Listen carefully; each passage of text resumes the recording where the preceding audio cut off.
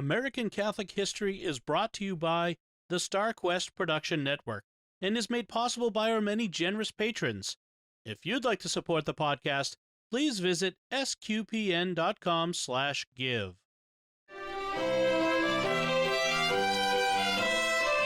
Hello and welcome to American Catholic History. Today we have something new. We're sponsored by Beatrix Media.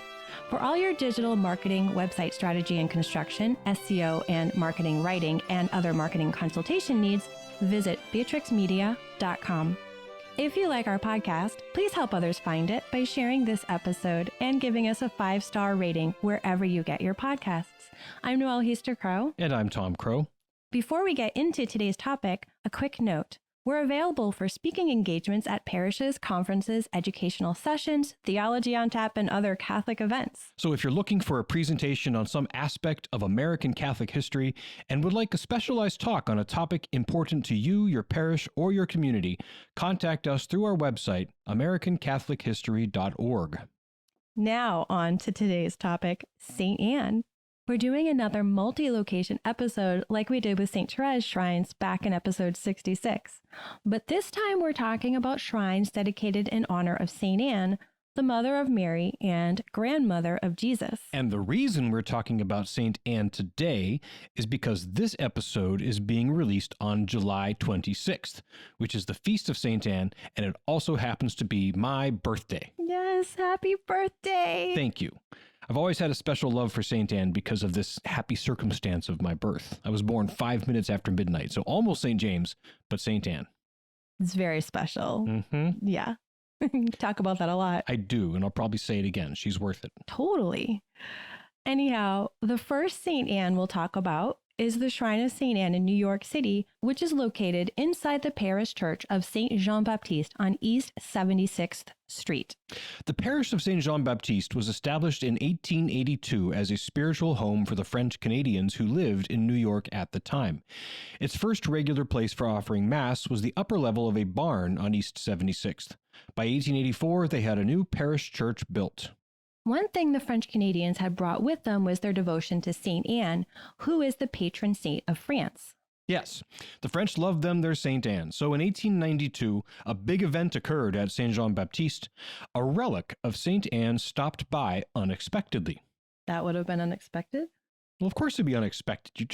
You're going along your regular life, and all of a sudden, boom, there's a relic of St. Anne. It just doesn't happen every day.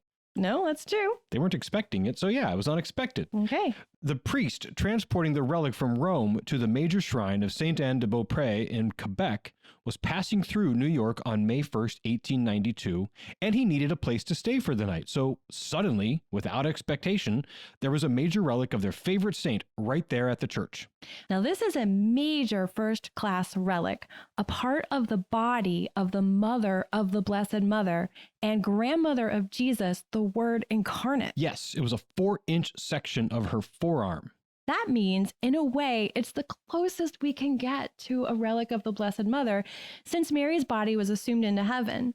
But half of Mary's DNA came from St. Anne. And it was in St. Anne's womb that the Immaculate Conception took place. So yeah, this is pretty much as close to the physical remains of the Blessed Mother that we can get. So anyhow, this relic was supposed to just be there for an evening, and there was no planned veneration. But word got out, and a throng of devotees came that evening and prevailed upon the priest to allow veneration. Then the pastor of the parish convinced the priest to stay for a little while longer. 3 weeks later, after thousands of devotees and even a few possible miraculous healings, the priest finally continued on his way to Canada. But he was very impressed by the devotion of the people. Upon arrival in Quebec, he told the bishop about the tender devotion to St. Anne that he found in New York. The bishop, in turn, sought and received permission to divide the 4-inch relic and return to New York with half of it. This trip was planned for July of 1892 to coincide with the feast day of St. Anne. The bishop and the relic were received with much fanfare. Some sources say that the bishop left this portion of the relic at Saint Jean-Baptiste. Others say he took it back to Quebec. But one thing is certain. After the bishop returned to Quebec, he secured another relic of Saint Anne from France specifically for the parish of Saint Jean-Baptiste. It took 3 years, but in 1895, another small section of an arm bone was brought over from France for permanent veneration at Saint Jean-Baptiste. Now they had a major relic, and they needed a proper shrine. So in 1900, Saint Jean-Baptiste was given to the care of the Congregation of the Blessed Sacrament. They were a French community founded in Paris in 1856, so they were well suited to caring for the French-speaking Catholics. They fostered the devotion to Saint Anne, and in the early 1900s, they erected a shrine in the lower level of the parish church. They commissioned a beautiful statue of Saint Anne with a young Blessed Mother standing before her. It was carved out of Carrara marble in Italy and placed in the shrine. Along with it was a matching set of altar rails carved at the same time. When the new St. Jean Church was completed in 1911, the one that's standing today, the shrine was moved to the lower level. And then a number of years later, when the lower level was converted into a community gathering space, the shrine was moved to the main floor of the church. And that is where it and the relic of St. Anne remain for veneration and prayer. One final note on St. Jean-Baptiste Church, the present structure, the one built in 1911. It is an absolutely stunning church, one of the most beautiful in the Western Hemisphere, in my opinion. If you're ever in New York City, I highly recommend making time to stop in at St. Jean-Baptiste on East 76th Street. Our second St. Anne is not nearly as significant, but it is closely connected to the first one, so it deserves a mention. In 1931, the Congregation of the Blessed Sacrament was invited to establish a parish and seminary in the Diocese of Cleveland, and eventually they moved their provincial headquarters there. Then, around 1978, the year I was born, a portion of the relic in New York was brought to Cleveland, and a shrine of St. Anne was established in the seminary. And the North American province of the congregation is actually named in her honor, the St. Anne province. Our third St. Anne is the National Shrine of St. Anne in Scranton, Pennsylvania, which was declared a basilica in 1997. This story begins with the arrival of the Passionist Fathers in the Scranton area of northeast Pennsylvania around the turn of the 20th century. They initially came just to do some retreats, but they made such an impression that the faithful and the bishop invited them to establish a community. So with the help of the bishop, they secured a 10-acre plot on a plateau high above the city of Scranton, and there they built a monastery. Since the plot of land was chosen on September 8th, the feast of the Nativity of Mary, they named the monastery in honor of Mary's mother. Beginning the following July and every July since then, they have prayed a solemn novena to St. Anne. By 1904, a monastery was built. But there was a major unforeseen problem. The area was a heavy coal mining region, and the plateau where the monastery was built had been severely undermined by digging for coal. In 1911, the earth on which the monastery stood shifted when an old mine collapsed, causing some damage to the monastery. But it wasn't too bad. 2 years later, however, in 1913, a more significant land failure forced the monks to evacuate. Experts predicted an even greater land failure was imminent, and the monastery would be largely destroyed. So the monks went to St. Anne for help. They spent the night of July 28th in solemn prayer to St. Anne, asking for her intercession and assistance. At daybreak, a tremendous rumbling was felt from deep in the earth, and then, suddenly, silence. Nothing else happened. Upon careful inspection, it turned out that rather than a land failure, what actually occurred was 2 gigantic boulders slid into place beneath the monastery, filling the gaps and making the ground on which the monastery stood more firm than ever. St. Anne was finally on firm ground. So I guess it's safe to say that the monks keep up that novena. Oh, yeah. And others in the area began to appreciate the power of St. Anne. In 1924, a group of young people began requesting that a weekly novena be prayed more publicly, so the monks arranged for a gathering at first in the parlor of the monastery. When the consistent group outgrew the parlor, the Scranton Fire Department loaned the monastery a large tent.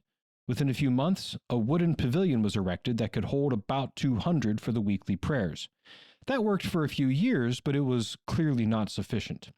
So in 1927, they broke ground on a permanent church.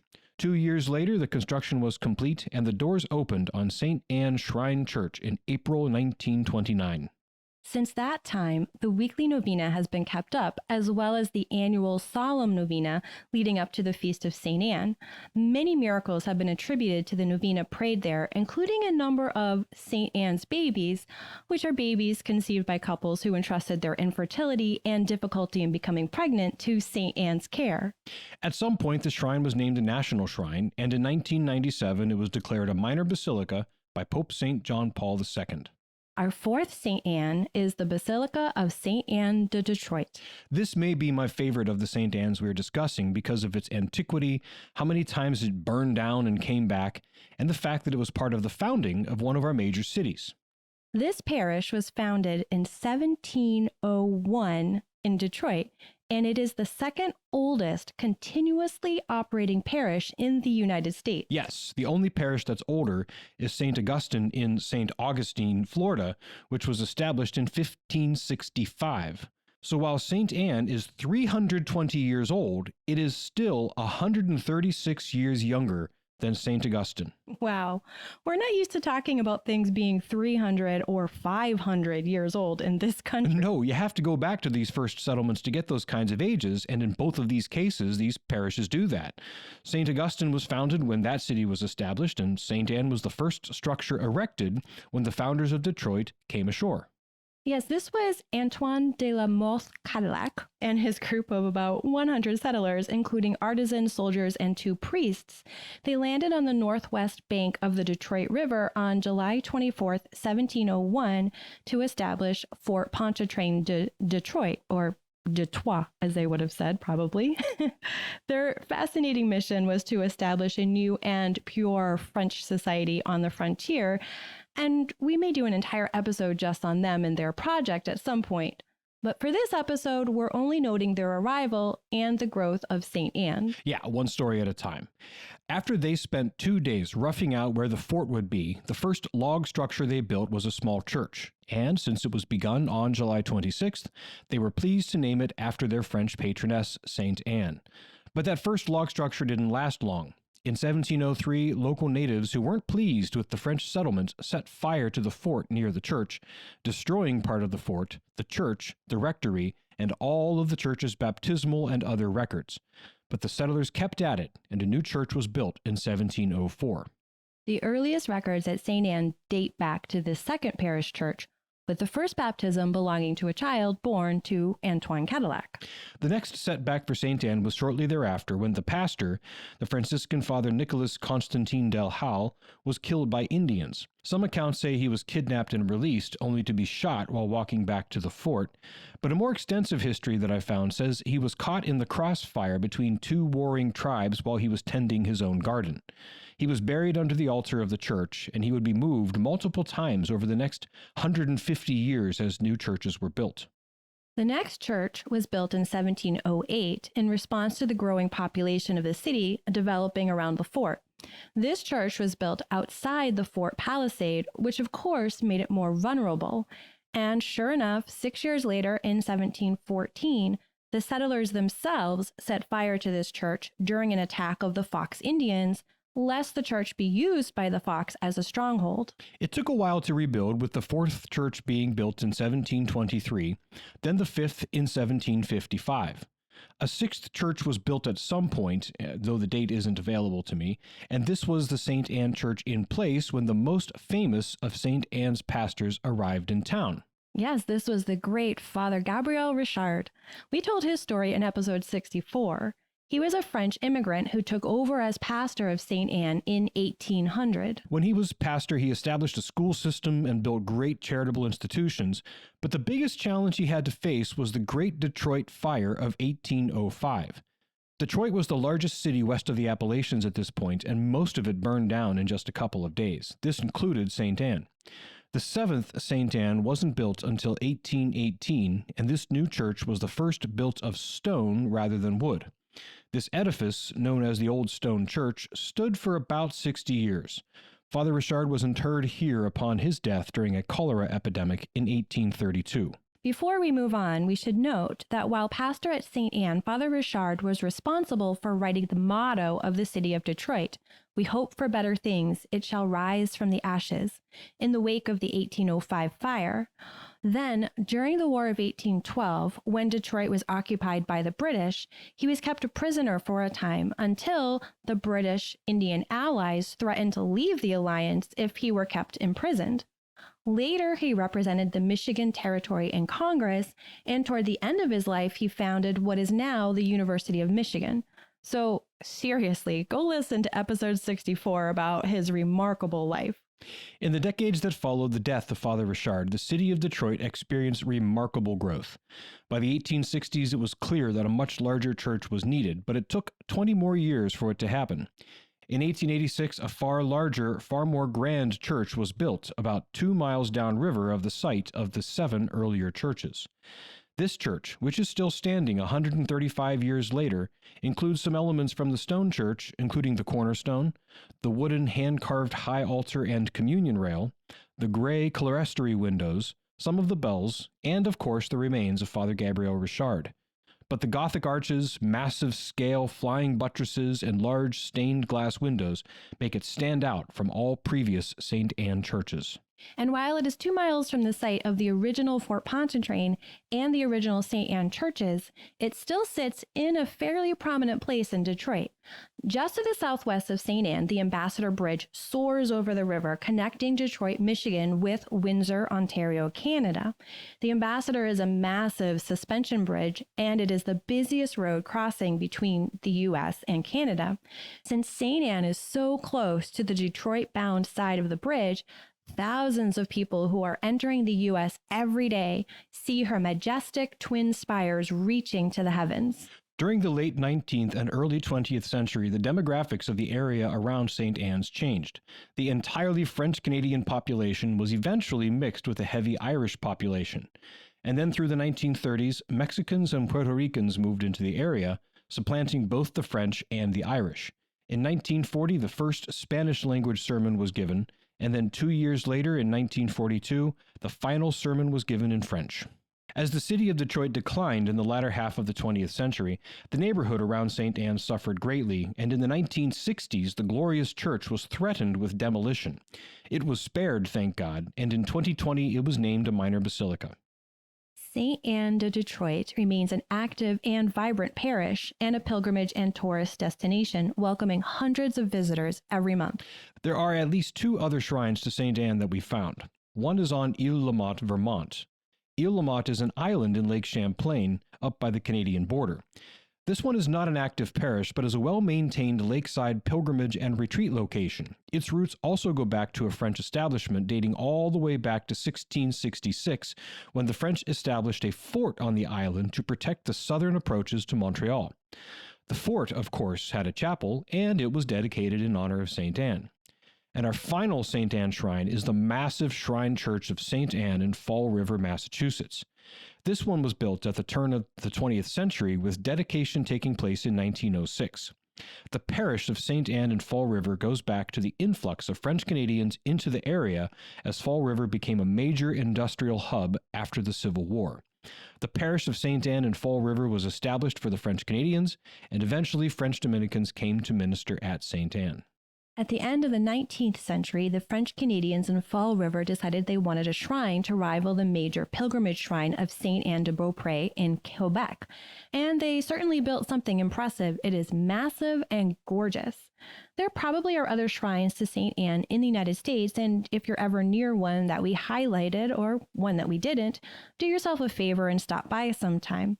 Offer a prayer to the grandmother of Jesus, the mother of Mary, for the causes most important to you. You've been listening to American Catholic History, sponsored by Beatrix Media on the StarQuest Production Network. If you've been enjoying our podcast, please help others find it by sharing this episode and by giving us a 5-star rating and a good review. Also, check out our sponsor, Beatrix Media, for all of your digital marketing, website strategy and construction, SEO and marketing writing, and other marketing consultation needs. Visit beatrixmedia.com. Also, please support the many productions of SQPN at sqpn.com/give. To learn more about Shrines of St. Anne, to find previous episodes, or to learn about our upcoming pilgrimages to important and unforgettable Catholic holy sites, please visit AmericanCatholicHistory.org. We also love feedback and hearing about great Catholic history sites and stories from all over. You can email us at history@sqpn.com or find us on Facebook at facebook.com/American Catholic History, on Instagram at ACH_podcast, or follow StarQuest on Twitter at SQPN. I'm Noëlle Crowe. And I'm Tom Crowe. Thank you once again for joining us on American Catholic History, sponsored by Beatrix Media and produced by StarQuest.